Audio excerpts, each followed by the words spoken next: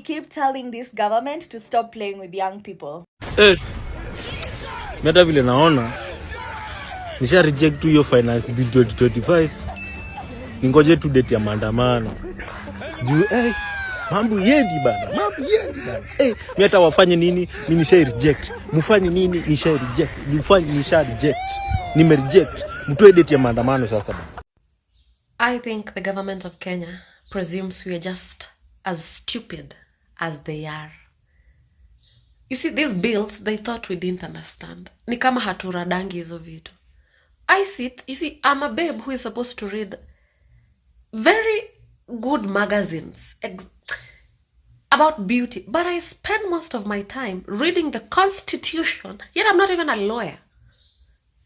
Leave that alone. I spend most of my time reading reports, county audit reports. Yani nani?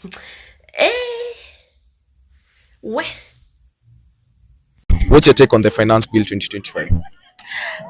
The Finance Bill 2025 is very impunitive. It's not about the people who are having small businesses. It's not about the people who are having they're doing their startups on anything. Not for content creators, not for children, not for mothers who are giving birth, not for anyone except the political class and the people who are rich in this country. What's your take on the government having, or the KRA having access to your banks, to your M-Pesa statements and everything? That is you are literally breaking the law, because in the Constitution they are not allowed to do that. Yeah. So first of all, it's breaking the law, but they are trying to do it in a subtle way, in a lawful way. They are breaking the law in a lawful way. So that's insane, because at the end of the day, if this bill is passed, they will be allowed to do it, which is technically lawful. So if people allow for this bill to pass, then that's fucked up. My bad, sorry.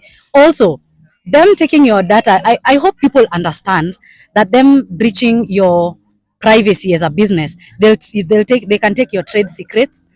They will be aware of the smallest shilling that enters your account, which sometimes you honestly don't wanna. Unataka kuambia mtu umetumia side chick pesa kidogo unacheki. So I don't understand exactly why they're trying to do this. If it's about tax collection, they've been collecting enough taxes, they've been collecting enough revenue to help the Kenya's GDP, but so far hakuna kitu wamefanya. It's corruption over corruption, stealing, embezzling. They show us where they've taken the previous revenue, the revenue they've collected. Accountability. Yeah, if at all unaongeza taxes, be accountable of the ones you have been collecting first. Hakuna venye billions zitapotea in a day and then you come ask for more. Kwani hii shimo imeisha diamonds, hatutaki kuchimbwa tena. I think we all remember what happened with last year's finance bill. It's a new financial year and there's a new finance bill on the table. So I'm here to talk to you about Finance Bill 2025 and some of the things that you should know about it. First things first, we can't talk about the finance bill without talking about the budget. This is because the budget is the one that says how much money that the government wants to spend within the financial year.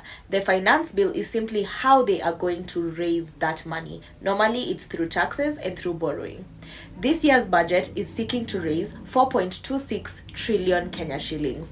So as we try and understand the Finance Bill 2025, value added tax is going to come up a lot, or VAT.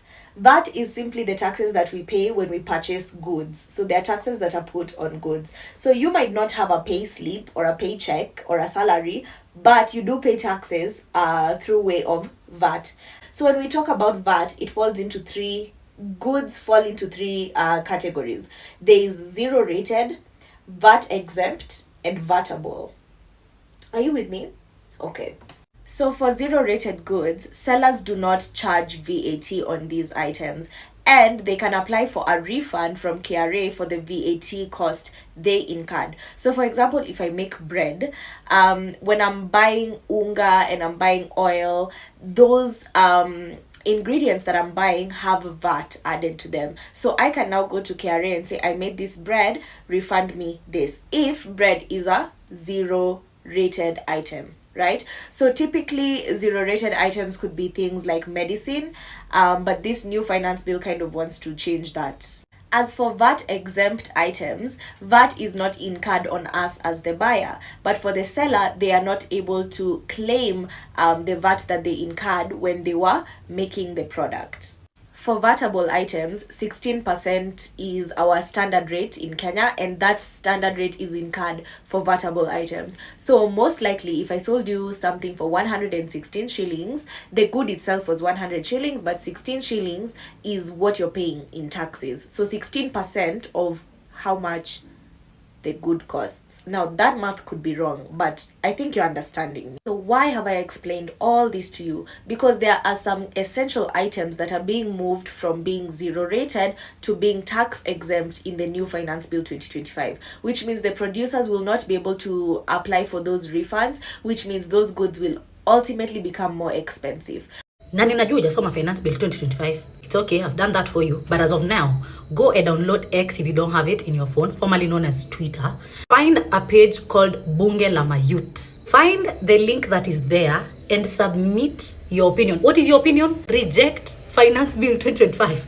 Because I'm going to give you the reasons why we are doing that right now. And then come back to this video and listen to why we are rejecting it, okay? Number one. The goods that were zero rated, you remember? The bay is going very much up. Pharmaceutical products, that means the health sector is going to suffer very much. You know, Massimo assembled in Kenya or outside, they jump up like the Masai I am. You know, type shit. Wametoa VAT from 16% to 18%. You inamaanisha nini? Bay. Aya, animal feeds. Where is the bay going? Now, this is the part that is pissing me the fuck off, yeah? They want to give data privacy exemption to KRA. They want to let KRA know about your M-Pesa messages, your bank statements, literally see you naked. And that will also bring cybersecurity problems. Because sasa ukishaingia kwa businesses zangu unaona kila kitu. Basically, you're protected from them in the constitution. Kwa constitution, there's a clause that says they cannot breach your privacy as a business, as a person really, which is all they're trying to do, you know? Another banger. There is increase on excise duty on internet from 15% to 20%. Not only will it affect content creators, but you who is also using internet. Healthcare. Everyone is supposed to contribute to SHIF. Yes, the same SHIF that was NHIF that lost money due to a typing error. If you're not employed, if you don't have a job, the government is going to give you a loan 1,000 per month, which you're going to pay later. You don't know how, but it's going to give you a loan. Don't worry, they got you out of its good own heart. And in case it just pass over your head like this, what I'm trying to say is employed, not employed, self-employed, you must contribute to SHIF. Now, if you ask me about all this, what I think genuinely, it's not about tax reforms. It is about data extraction. It is about cash flow suppression. And it is about returning power to the state, because at the end of the day, if we allow this bill to pass, people will no longer have the power. This is how we slowly go down the drain, because they're not attacking your income, agriculture, health, education for vibes. What's the purpose of zero rating? When we zero rate, we're actually trying to protect certain sectors of the economy. Yeah. So why are we protecting them? And for how long are we going to protect them? And the effect of removal of zero rating? If you're telling me that we move to exempt and say, then now I'll not be able to claim the inputs, then this cost of inputs in terms of VAT will be transferred to the final consumer who will buy this product, rendering it very uncompetitive. Remember, we are competing with our counterparts all over the region. For example, as reported by Julian Samboko, the Kenya Association of Manufacturers made a submission to Parliament that the proposed switch of inputs or raw materials, either produced locally or imported, supplied to pharmaceutical manufacturers in Kenya, from manufacturing medicaments from VAT zero rated to exempt status, risks triggering price hikes as much as 5% effectively July 1st. And therefore, there is an argument being made that if the government is bringing forth a certain tax proposal, let's say removal of zero rating or placing a certain product under zero rating or removing exempt, they need to tell us what their goal is. What do they intend to achieve by removing that product from zero rating or putting that product under zero rating? And if their goal is revenue mobilization, for example, what is the cost-benefit analysis? Let's say for the case of pharmaceutical products, removing raw materials for pharmaceutical products from zero rating will increase the costs of pharmaceuticals. as the Kenya Association of Manufacturers put it. So what is the effect of that on the health of our population? The health of our population is more important than the revenue they want to collect from pharmaceuticals. So what is the balance? So the government needs to tell us what is informing this removal from zero rating. You know, one of the benefits of having a fiscal incentives policy is that you'll do a cost-benefit analysis. I like what Rashid said. So if, for instance, we're talking about hospitals and healthcare, the cost-benefit analysis is going to tell you this is a foregone revenue by the government, but this is a benefit when it comes to maintaining a healthy society. Yeah. So that's why I think it is very important, even as you're moving towards taxing this at 16%, let's understand why are we doing this. But the agreement, especially from the budget summit, is that there needs to be a predictable tax regime. Because an example was given that there were tax policies passed in December of 2024, but they are being removed right now. So you wonder, those tax policies are barely 6 months in their operationalization, but they are being removed. What informed their passing in December and what is informing their repeal today? So there needs to be predictability so that even investors can plan their businesses well, so that we can even attract more investors. On what basis are you declaring that President William Ruto will be a one-term president? You know, the first thing that I like the confidence of my friends. It's what some authors call the confidence of a fool. Because if you look at it, if they are so confident that William Ruto will win a second term to do what? Because if what he was elected to do in the first term is not achieved, Kenyans are angrier today than they were last year. There are more and more Kenyans who are out of school, are not able to afford school fees. Health challenges are facing the people of Kenya. Today, look at the headlines of the Nation, of the Standard, is telling you about University of Nairobi going down. Moi University yesterday declared over 800 redundancies. That is where this Cherargei comes from. Over 800 people, next is neighboring constituents. 800 people declared redundant because Moi University is insolvent. Egerton University, same financial challenges. Tuke University, financial challenges. That is the status of the education sector in this country. TSC is telling us here they are not able to hire 98,000 teachers because there is no money. They are taking illegal debts. So in terms of what a president is elected to do, two major things: the economy and security. On the economy, you can all see the collapse. On security, the president himself admitted that now he has stopped abductions and he has released all the abductees to their families.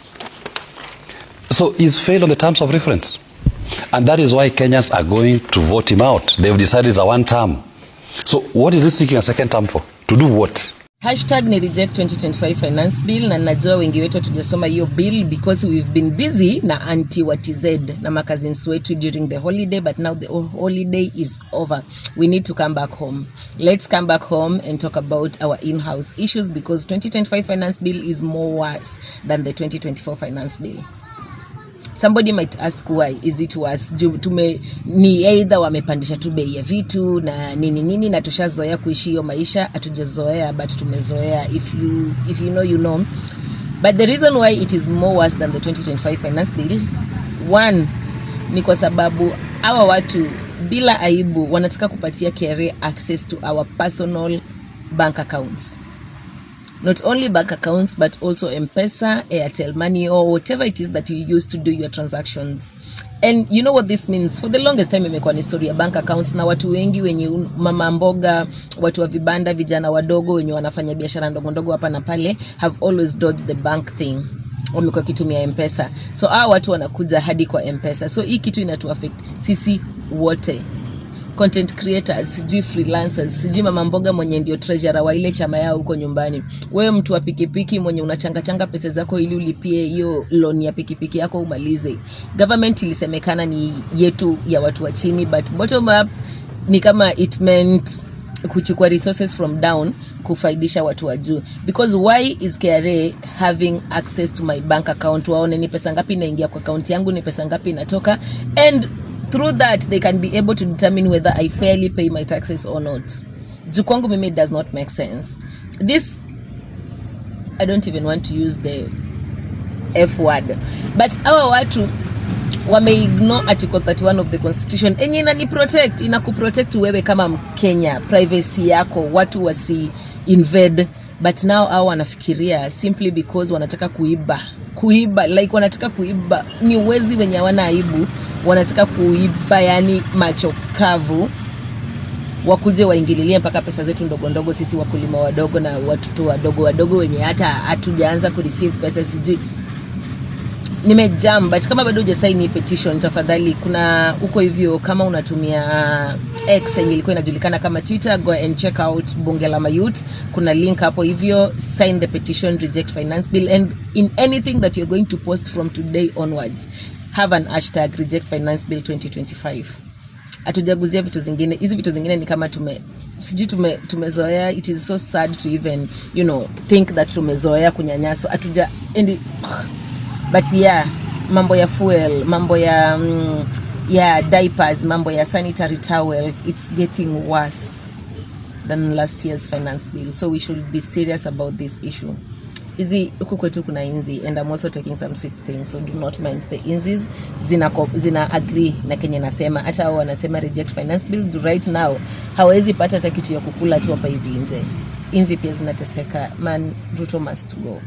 Hiyo finance bill mko nayo sahi, mnaendelea kujadiliana. We don't want it. We reject it. And I hope MPs you're taking notes. We don't want it. It's like it's meant to make sure that the poor remain very poor and the rich remain very rich. That's how it feels. Ukiangalia hiyo finance bill properly, and you have some very weird things in there. Neonatal surely. Watu kuzaa imekuwa crime in this country. What is wrong with you people? Hamwezi tu come up na vitu zinasaidia watu. There's a time Sifuna said that ni kama kila time Kenya kwanza mkilala mkiamka, you're just dreaming of the bad things you're going to do to the people of this country. We reject it. We don't want it. Import duty, you are hitting us with a whopping to 35% import duty on the paper. The manufacturing sector in Kenya is on the brink of collapse if the finance bill is passed in its current form. What we've effectively done is said, shut down manufacturers, move to import. That is what this law says. The Kenya Association of Manufacturers (KAM) warns that the sector, which had already declined from 7.6% to 7.3% in 2024, is under serious threat. Your revenue actually is on this issue around illicit. Kenya has become a transit platform and also a destination for illicit product. During the final day of stakeholders' engagement on the Finance Bill 2025, the Association of Manufacturers reiterated concerns over packaging bags, particularly for tea and coffee, which are fully manufactured locally in sufficient volume. Inclusion of packaging materials for tea and coffee in the exempt category. But our understanding is that they are moving from vatable to exempt. That's correct, but it does not assist us, because once they're exempt, we cannot claim back the VAT. And we have to pay the VAT. So the VAT... So you would prefer to remain vatable than to... Absolutely. They cautioned that removing VAT on these products without a refund mechanism for input VAT will lead to increased production cost. KAM stresses that local manufacturers are burdened with over 65% in taxes to import raw materials for packaging, while finished imports are taxed at only 4.5%. Import duty, you are hitting us with a whopping to 35% import duty on the paper. Plus 10. Plus another 10 export promotion levy. I don't know, it doesn't make sense. You can't call that an export promotion levy. That is an export demotion levy. Okay? Then your RDL has gone up from 1.5 to 2. IDF has gone up from 2 to 2.5. So the total tax on my inputs as a manufacturer is 65%. According to the association, this is a biased policy that discourages local manufacturing in favor of imports, a move that could drive companies to shut down. Also present at the engagement were representatives from the Electric Mobility Association of Kenya, Kenya Private Sector Alliance KEPSA, and Women in Real Estate. Wacheni tu mimi niseme na mapema. Ndio kama kuna list na andiko muniweke kwa list. I can't wait to reject Finance Bill 2025. I can't wait because I know it will be something absurd. It will be something mental. I can't wait. Mneke kwa list jameni. List ya reject.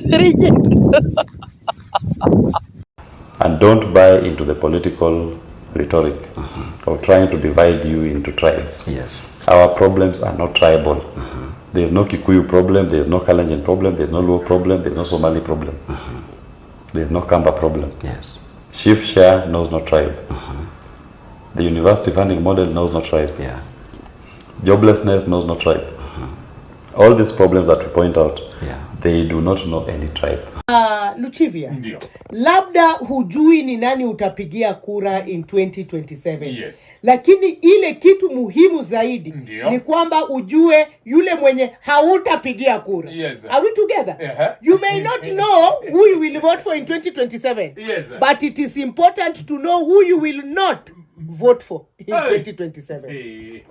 The best way for Kenyans to vote in 2027 is two ways. One, don't vote for anybody who did not deliver when it came to their manifesto. Number two, do not vote for anybody who had any previous corruption cases. For example, when it comes to Sakaja, the current Nairobi governor wants to run for a second term.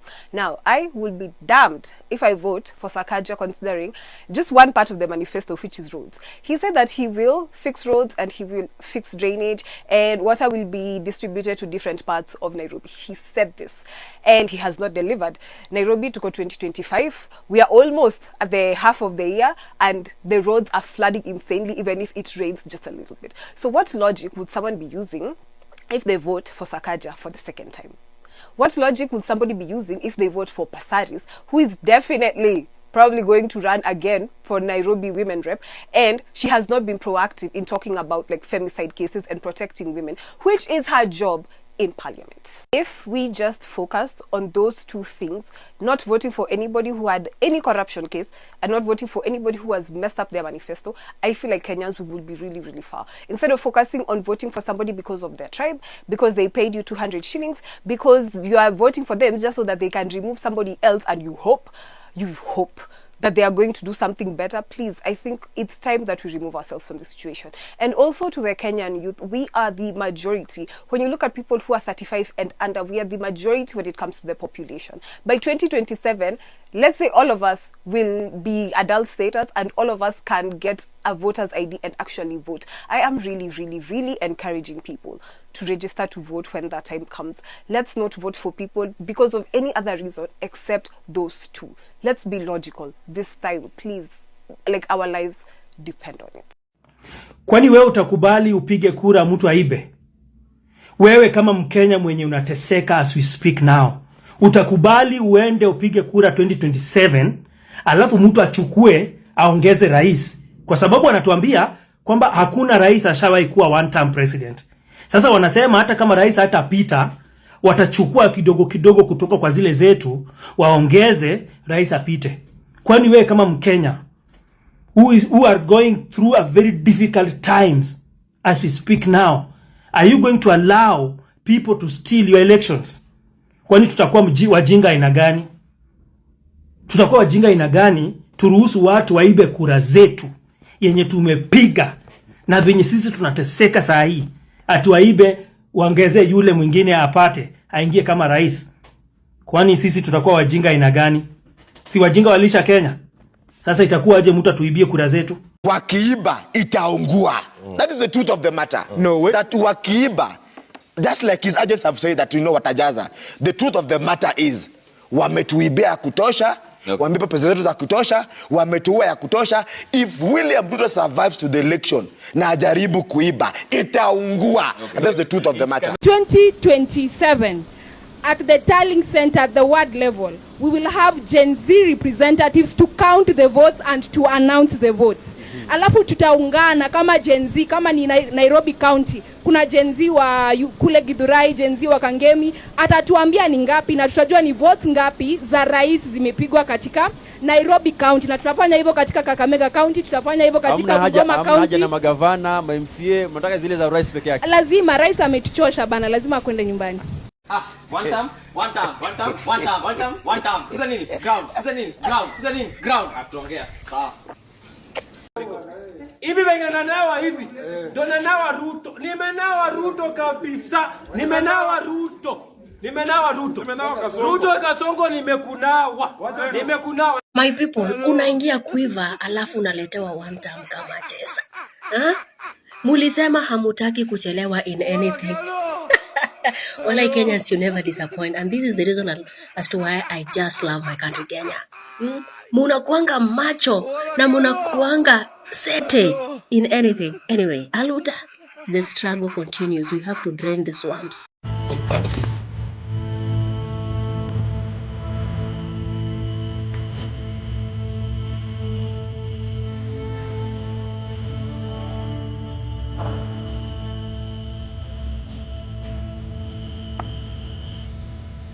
Ese yo moyo. Ruto must go. Ruto must go. Ruto must go. Ruto must go.